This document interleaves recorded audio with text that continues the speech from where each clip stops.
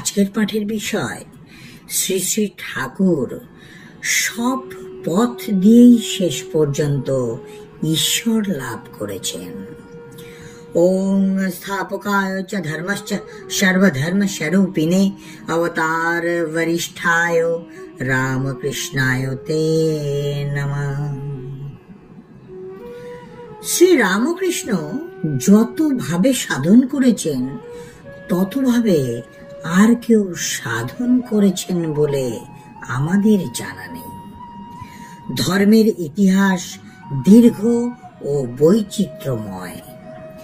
পৃথিবীতে কত সাধু সন্ত এসেছেন আর কত রকমের উপাসনা পদ্ধতি অবলম্বন করে তারা তাদের অভীষ্ট লক্ষ্যে পৌঁছেছেন। ঈশ্বর যেমন অনন্ত, তাকে লাভ করবার পথও তেমনি অসংখ্য। শ্রী রামকৃষ্ণ ছোট বড় ভালো মন্দ সব পথ দিয়েই ঈশ্বর লাভ করার চেষ্টা করেছেন এবং শেষ পর্যন্ত ঈশ্বর লাভ করেছেন। তিনি যেমন রাজপথ দিয়ে চলেছেন তেমনি অলিগলি দিয়েও চলেছেন। তার বিরামহীন চলা, তার ধর্ম পিপাসার নিবৃত্তি নেই। একই দিনের মধ্যে দেখি মুহুর্মুহু তার ভাবের কত পরিবর্তন। কখনো তিনি ভক্ত, কখনো তিনি জ্ঞানী। যত যোগ আছে সব যোগই তার করায়ত্ত।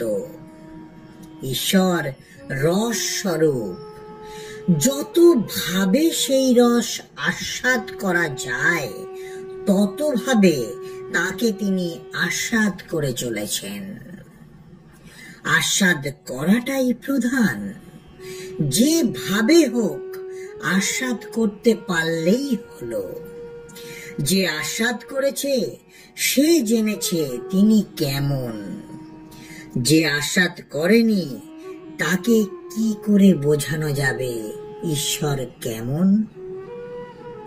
চিনি খেলে বোঝা যায় চিনি খেতে কেমন, নচেত বলতে হয় চিনি খেতে যেমন তেমন।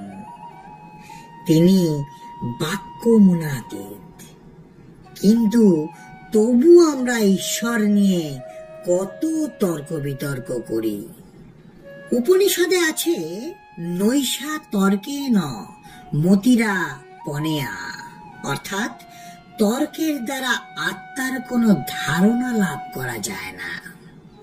আরো আছে মতং যস্য ন বেদ স, যে বলে আমি জেনেছি বুঝতে হবে সে কিছুই জানেনি।